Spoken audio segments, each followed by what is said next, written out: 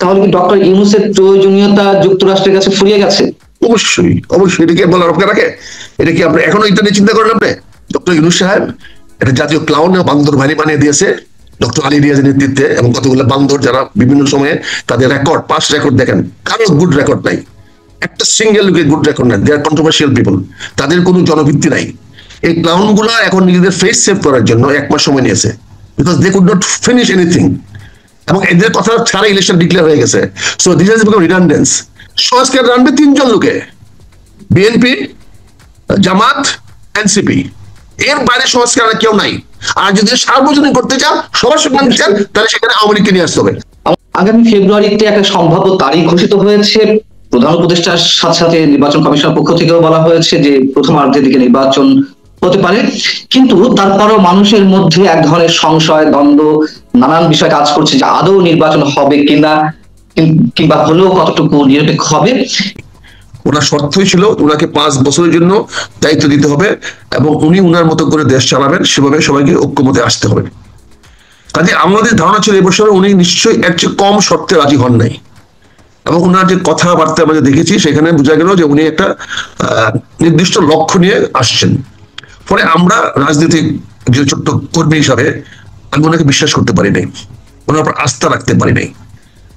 এই জন্য যে ভদ্রলোক আগে 5 বছরের কম রাজি হলেন না, উনি এখন হঠাৎ করে রাজি হলেন কেন? আর তারা উনি বিপ্লবের পক্ষে শক্তি নন, উনি বিপ্লবকে এমন কোন আমরা লক্ষ্য দেখে অনুপ্রাণিত করেছেন। হ্যাঁ, এনজিও হিসাবে হয়তো ওনার এনজিও মার্কিন যুক্তরাষ্ট্রের ভাগ বটনা পাইতে পারে, তবে এখন উনি যেখানে বলটা এনে রেখেছেন, এখন এই খেলায় অংশগ্রহণ ছাড়া কোন রাজনৈতিক দলের কাছে বিকল্প নাই। সেই বলটা হলো নির্বাচনের মাঠে। অর্থাৎ উনি মধ্য ফেব্রুয়ারি না, উনি পরিষ্কার বলে দিয়েছেন রোজার আগে নির্বাচন হতে হবে, এবং তিনি আজকেও মালয়েশিয়াতে একই বক্তব্য দিয়েছেন, এবং তিনি আরো স্পষ্ট করেছেন যিনি নির্বাচিত সরকারের হাতে ক্ষমতা হস্তান্তর করবেন। আমি কিন্তু ওনার এই কথাগুলোকে লক করতে চাই, বিশ্বাস করতে চাই, আস্থায় নিতে চাই। আস্থাহীনতার কোনো কারণ আমি দেখি না, এবং কোন রাজনৈতিক দলের এখন এই নির্বাচনের বাইরে যাওয়ার কোনো সুযোগ নাই। কারণ এই নির্বাচন বানচাল করা মানে হলো ডক্টর ইউনূসের ফেভারে যাওয়া। ডক্টর ইউনূস তখন আর এটাকে প্রলম্বিত করার মতো তার কোনো যুক্তি বা তার কোনো বক্তব্য সামনে নাই। তুমি কি করে প্রলম্বিত করবেন? আচ্ছা, যারা বলছেন, যারা সংশয় প্রকাশ করছেন যে নির্বাচন হবে না, সেটি নিয়ে নতুন এক ধরনের ষড়যন্ত্র হতে পারে, নাটক হতে পারে, তারা কোন আঙ্গিকে বলছেন? আপনি কি তাদের ব্যাখ্যাগুলো তাদেরকে আমি এক কথায় বলবো, they are really culprit and stupid. Jamaat এর মধ্যে ঘোষণা দিয়েছে পিআর পদ্ধতির নির্বাচনের দাবিতে তারা আন্দোলনে নামবে, বুধবার বিক্ষোভ কর্মসূচি আয়োজন করেছে। আপনি বলছেন যে যারা নির্বাচন ভণ্ডুল করতে চায় তারা ডক্টর ইউনূসের পক্ষে অবস্থান নিচ্ছে, বা ডক্টর ইউনূস যেটা চান সেটি সুযোগ করে দিচ্ছে। কারণ জামাত এবং এনসিপি তো তারা তো নির্বাচন চায় না সহজে, এটা তো প্রমাণিত। এবং তারা নির্বাচন আমি বিনয়ের সঙ্গে আপনার কাছ থেকে আমার পদ দাবি করে নিয়েছি যে আমি একটা রাজনৈতিক পারসেপশন, রাজনৈতিক দৃষ্টিভঙ্গি completely different than any other professional. আমরা যদিও বলি রাজনীতিবিদ প্রফেশনাল না, কিন্তু they are the highest professional, they can control everybody. এখানে এনসিপির এখন ক্ষমতা নাই, তারা দাবি দেওয়া করতে পারে, তারা বিভিন্ন দাবি চাইতে পারে। জামাতেরও ক্ষমতা নাই এই নির্বাচনের বাইরে যাওয়া। দেখেন, it is a game, it's games. একদিন তারা বলছে দাবি দেওয়া নিয়ে আপনাকে খাল কেমন করাচ্ছে, ওপোনেন্টের কাছে এটা এবং ভাব দিচ্ছে ইলেকশন হবে না, কিন্তু মাঠে কি হচ্ছে দেখেন। মাঠে জামাত প্রতিদিন ঘরে ঘরে যাচ্ছে, চষায় ফেলতেছে, 4-5টা চাষ হয়ে গেছে পর্যন্ত, সব দিক গুছিয়ে রাখছে। জামাত এবং এনসিপি যে নির্বাচন চাইছে বা হতে দিবে, কোন যুক্তিতে হতে দিবে? তখন যে আন্দোলনটি হলো, এটা জামাতের সম্পূর্ণ একটা ওয়েল ডিজাইনড ওয়েতে হয়েছে। জামাত এখন নিজেই বলছে, আবু তাহের সাহেব কয়েকদিন আগে তো নিজেই বলেন যে সম্পূর্ণ পরিকল্পনা জামাতের ছিল। এনসিপি এরকম একটি বিষয়কে সামনে নিয়ে এসে তারা রাজনীতি এসেছে, ক্ষমতার ভর কেন্দ্রে তারা আছে, এবং তারা যে বিভিন্ন দাবি দেওয়া ঐকমত্য কমিশনে জানিয়ে আসছে, ডক্টর মোহাম্মদ ইউনূসের কাছে জানিয়ে আসছে, এবং সমস্যা ছাড়া কোনো নির্বাচন নয়, সংস্কার বাংলাদেশে যেই ফরম্যাটে হওয়ার কথা তা আদৌ হবে না, এটি আমি একজন ক্ষুদ্র সংবাদকর্মী হিসেবে বিশ্বাস করি। এগুলো সব নাটকের একটা মঞ্চায়ন করা হচ্ছে। ঠিক জামাতও তাই, যেহেতু তারা এখন ক্ষমতার বাইরে থেকে ক্ষমতার স্বাদ ভোগ করছে, তারাই সরকারকে নিয়ন্ত্রণ করছে। নির্বাচন হলে জামাত কোনো অবস্থাতেই ক্ষমতায় যেতে পারবে না, এটা জামাতও খুব ভালোভাবে জানে, আর যেই আসুক না ক্ষমতায়।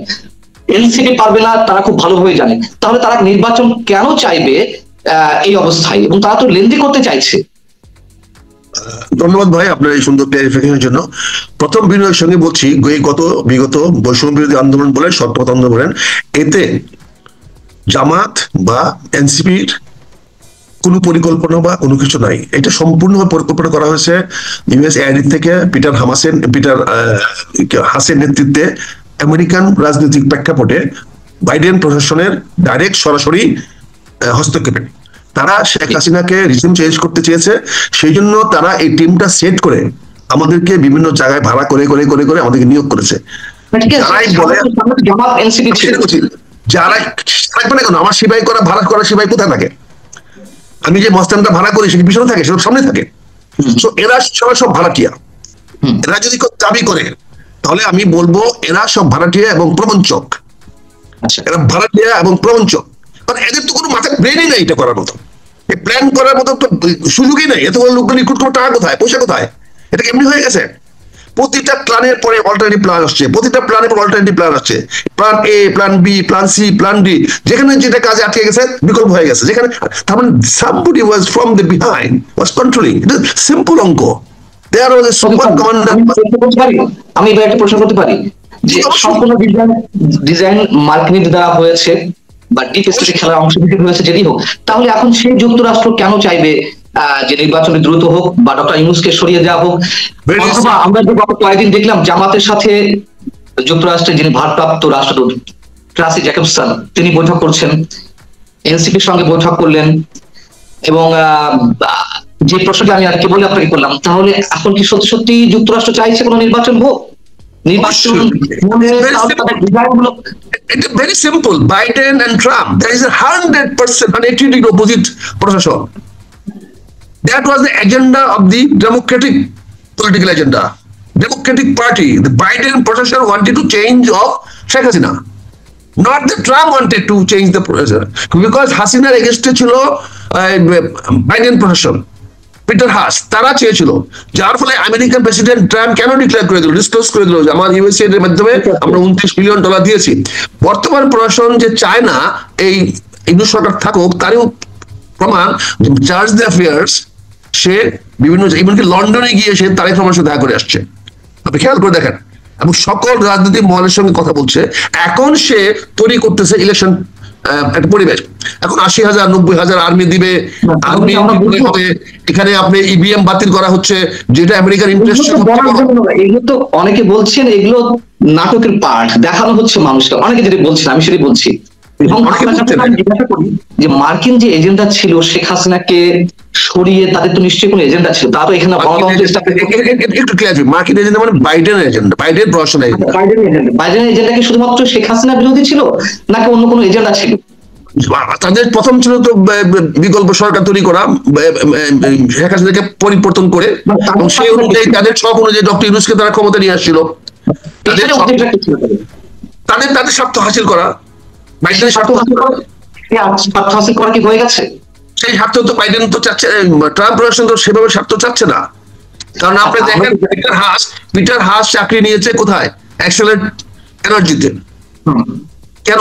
বিকজ পিটার হাস এটা ক্যারি করতে চায়। মানে বাইডেন প্রশাসনের ইউএসএআইডির বা ওই ডেমোক্রেট গভর্নমেন্টের যে তাদের যে এখানে অ্যাক্টিভিটিসটা প্রলং করতে চায়, প্রলং করার জন্য তারা পিটার হাসকে বাংলাদেশ অ্যাফেয়ার্সে রেখে দিতে চাচ্ছে বলে তাকে এক্সেলেন্ট এনার্জিতে তাকে অ্যাডভাইজার হিসেবে নিয়োগ দেওয়া হয়েছে, কনসালটেন্ট নিয়োগ দেওয়া হয়েছে। তার মানে he can come to Bangladesh, can handle this. বিষয়টা হলো, আমি যেটা বলছি ভাইয়া, বিষয়টা হলো যে ডক্টর ইউনূস কে এখন এই মুহূর্তে ওয়েস্টার্ন সহ, ইন্ডিয়া সহ, আমেরিকা সহ এবং চীন সহ কেউ তাকে এখন রাখতে চাচ্ছে না, এই জন্য যে সে লেজিটিমেসি হারিয়ে ফেলেছে। সে 1 বছরের মধ্যে সে তার সরকারের যে আইনগত ভিত্তি সে তৈরি করতে পারে নাই, না পারার কারণে এখানে আমি একটু বিনয়ের সঙ্গে প্রশ্ন করি, আপনি যে কথাগুলো বলছেন আপনি তো সবসময় গভীরে গিয়ে কথা বলেন, ঠিক আছে, কিন্তু এর মধ্যে চেষ্টা করি। আমার কাছে মনে হচ্ছে যে এটা আমরা উপরিভাগে আলোচনা করছি কিনা, যে লেজিটিমেসি হারিয়ে ফেলেছে, বৈধতা হারিয়ে ফেলেছে, এই জন্য কেউ চাইছে না। গণতন্ত্রর সবক যারা দেন বাংলাদেশের ক্ষেত্রে, অন্তত তৃতীয় বিশ্বের রাষ্ট্রগুলোতে, তারা কি আসলেই গণতন্ত্র প্রতিষ্ঠা করতে চান? তারা কি আসলেই মঙ্গল চান, নাকি তাদের নিশ্চয় কোনো স্বার্থ রয়েছে, এবং যে স্বার্থের জায়গা থেকে ফর্মার প্রেসিডেন্ট বাইডেন তিনি যেই উদ্দেশ্য নিয়ে শেখ হাসিনা সরকারের পতন ঘটিয়েছিলেন, সেই একই উদ্দেশ্য তো মার্কিন অন্য প্রশাসনেরও থাকবে, ট্রাম্প প্রশাসনেরও থাকবে। তাদের মূল উদ্দেশ্য মার্কিন স্বার্থ। না না, নট নেসেসারি। এখানে দেখেন, নট নেসেসারি ডক্টর ইউনূস ট্রাম্পের পার্সোনাল এনিমি। এখানে খেয়াল করে দেখেন কতগুলো, ডক্টর ইউনূস ইজ এর পার্সোনাল এনিমি, আর Sheikh Hasina was a personal enemy of Biden প্রশাসন। পিটার হাসদের ডাইরেক্ট শত্রু ছিল শেখ হাসিনা, বিকজ শেখ হাসিনা তাদের কোনো পাত্তা দিচ্ছিল না বাইডেন। কিন্তু ট্রাম্পের এগেনস্টে ইলেকশনে হিলারি ক্লিন্টন ইনভলভ ছিল, এবং ইউনূস সাহেব টাকা দিয়েছে, ফান্ড করেছে বাইডেন ইলেকশনে। ফলে ট্রাম্প তাকে চাইবে না বলে সে এখন কিভাবে চেঞ্জ করে, এখন তো একটা রিজিউম চেঞ্জ হবে, তো একটা আন্দোলন কিছু হবে না। ফলে অল্টারনেটিভ দেওয়া হয়েছে নির্বাচন। পার্সোনাল এনিমিটি থেকে এখন জাতীয় ক্ষেত্রে কি আমেরিকান প্রেসিডেন্ট যেটা ভাবে সেটাই জাতীয়।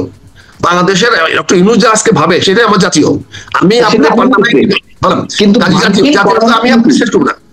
বলেন। মার্কিন ফরেন পলিসি বা তাদের লক্ষ্য উদ্দেশ্য আন্তর্জাতিক ক্ষেত্রে তাদের সব প্রশাসনিক তো অভিন্নতা বজায় রাখে।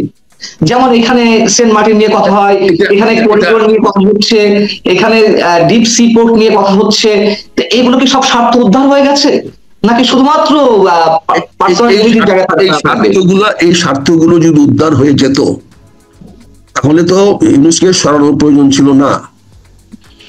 সরানো, এখানে স্বপ্ন ইউনূস কি করেছে, আমেরিকার সেই ইস্যুটাকে ফুলফিল করতে গিয়ে ওভার স্মার্ট হয়ে গেছে। সে পট করে চায়না চলে গেছে।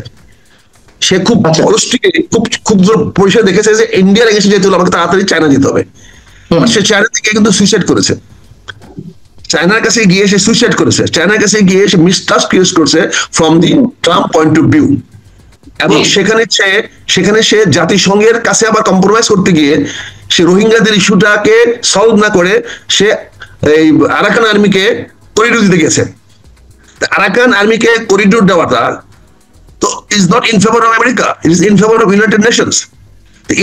প্রশ্ন করি, তাহলে কি ডক্টর ইউনূসের প্রয়োজনীয়তা যুক্তরাষ্ট্রের কাছে ফুরিয়ে গেছে? অবশ্যই অবশ্যই, এটাকে বলার অপেক্ষা রাখে? এটা কি আপনি এখনো এটা নিয়ে চিন্তা করেন? আপনি এখন এটা নিয়ে চিন্তা করেন?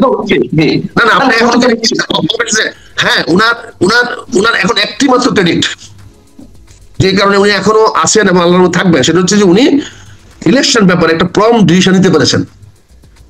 ওনাকে নতুন লাইফ দিয়েছে এই যে ইলেকশনের ব্যাপারটা। উনি কিন্তু ইলেকশনের ব্যাপারে কিন্তু উনার ইন হাউস সাপোর্ট পান নাই বলে এখনো দেখেন যে অ্যাডভাইজাররা কিভাবে কথাবার্তা বলতেছে বা প্রশাসন কিভাবে কথা বলতেছে। আপনি ইন হাউস পান নাই বলে কিন্তু আজকে ওই দুর্নীতিবাজ বলা হচ্ছে প্রশাসন থেকে। ইন হাউস সাপোর্ট পান নাই বলে কিন্তু আজকে সরকারি কর্মচারীদেরকে ঢালাওভাবে দুর্নীতিবাজ বলা হচ্ছে। এবার এক দুর্নীতিবাজ কর্মচারী আরেক দুর্নীতিবাজ কর্মচারীকে দুর্নীতিবাজ বলতেছে অফিসার্স ক্লাবে বসে।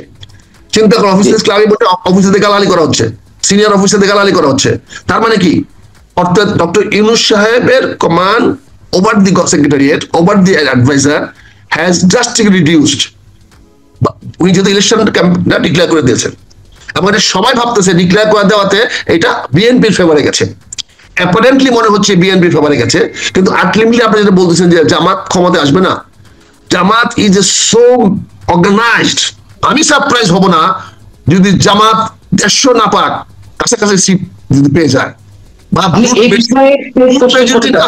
ভোট মেজরিটি না হয়েও সিঙ্গেল মেজরিটি হয়ে যাওয়ার সম্ভাবনা ইসলামিক দলগুলোর আছে। এই সম্ভাবনা উড়িয়ে দিয়েন না। বিএনপি কে গত 1 বছর যত ধ্বংস করা হয়েছে, ক্ষতিগ্রস্ত করা হয়েছে, সেখানে কিন্তু প্রতিটা প্রার্থী বিএনপির এখন প্রশ্নবিদ্ধ।